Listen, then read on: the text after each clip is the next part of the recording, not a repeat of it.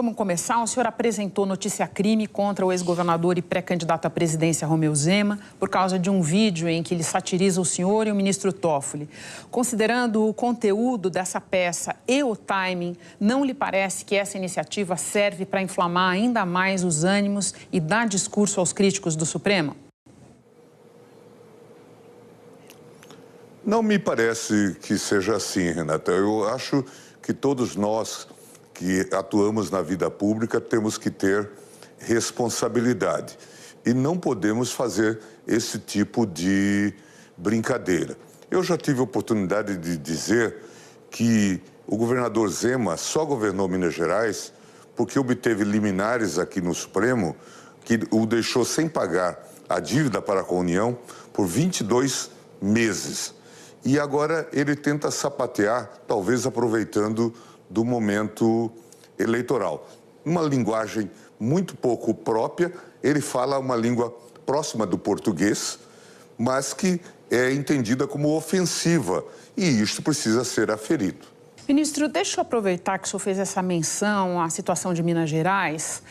O senhor não acha que colocar as demandas de Minas Gerais na conversa pode dar a impressão de que se considera alguém devedor do tribunal por uma decisão que, em tese, seguia exclusivamente pelo cumprimento da Constituição? Não, não acho.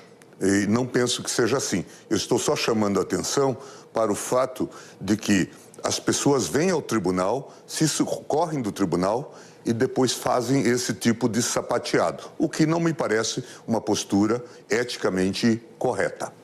Ministro, ainda sobre reações do tribunal, o relator da CPI do crime organizado, Alessandro Vieira, pediu o indiciamento de 3 ministros do Supremo, inclusive o senhor.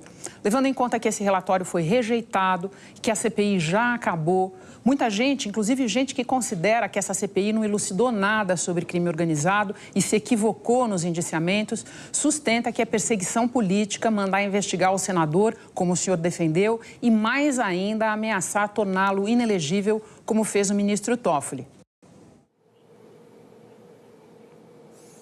Não acho que seja assim.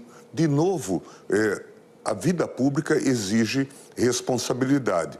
Eu estou chocado que uma CPI do crime organizado e que dizia que iria investigar o crime organizado no Rio de Janeiro e queria investigar as famílias do Norte e outras organizações, termine por indiciar ministro do Supremo. No meu caso, inclusive, é bom que se diga, por ter dado um habeas corpus.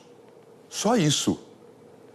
E isto vira uma causa para indiciamento. E a mídia vem dizendo que ele só fez isso. Não, ele fez isso que é extremamente grave.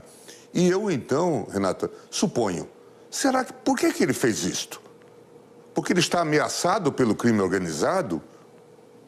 Ou, o que pode ser pior, é outra hipótese, porque ele está sendo financiado pelo crime organizado? Deixa eu lhe fazer um pedido, ministro. Acho que a gente não tem condições de investigar essas conjecturas aqui. O que eu gostaria de ouvir do senhor é, independentemente de quem é o senador e o que guiou esse pedido dele, a atividade dele na CPI não está coberta pela imunidade parlamentar, ministro? Acho que não. Acho que não. Nós temos uma vasta jurisprudência e você pode se socorrer do jurídico da Globo para dizer que a imunidade comporta excesso. E o excesso não está coberto pela imunidade. Ministro, vamos passar para o caso Master. Em 2023, o Supremo derrubou um impedimento que havia a participação de ministros em julgamentos nos quais parentes deles atuam em escritórios de advocacia que representem alguma parte envolvida.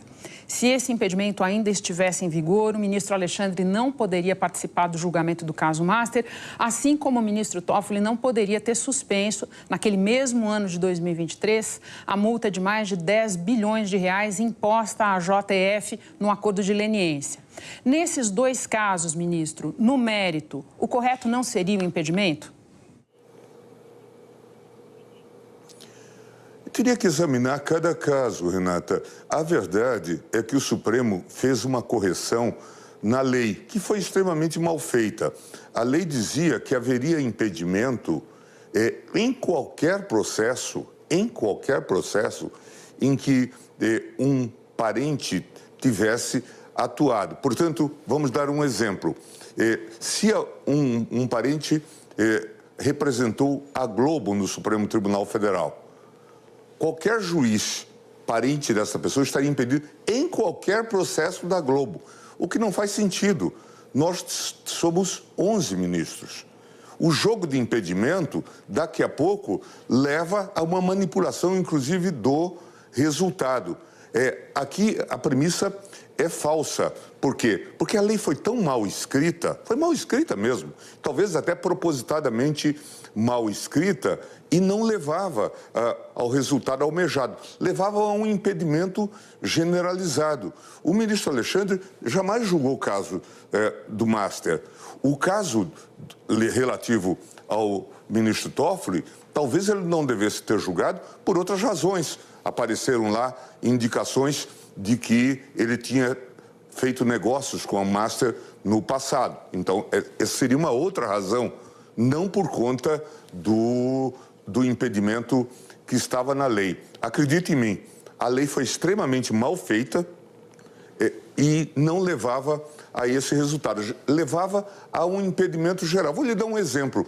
Um sobrinho meu que esteja em Diamantino e que tenha atuado num processo pela Souza Cruz ou pela JBS, me levaria a estar impedido em todos os processos da Souza Cruz ou da JBS. Casos que eu nem poderia conhecer, como normalmente acontece e a gente acaba não conhecendo. Então, esse tipo de legislação simbólica também é ruim.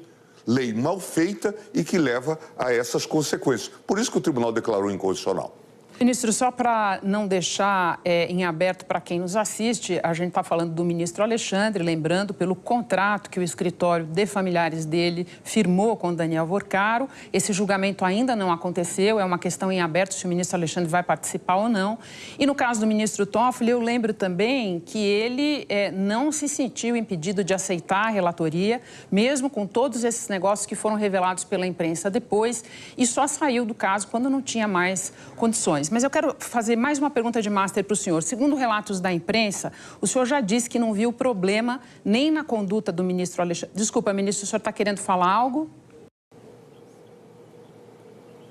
Eu estou querendo pontuar. Em relação ao ministro Alexandre, ele integra a primeira turma. Todo esse processo se desenrola na segunda turma. Portanto, hoje nós temos até, vamos chamar assim, um impedimento fático. Em relação ao ministro Toffoli, quando se colocou a questão de sua participação em negócios com o Master, ele, juntamente com o tribunal, decidiu que não poderia continuar no processo.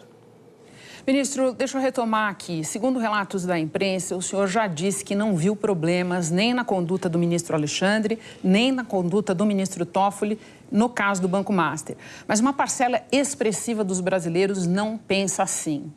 Não caberiam, no seu entender, pelo menos explicações mais esclarecedoras sobre a natureza da relação que eles ou familiares deles tiveram com Daniel Worcaro?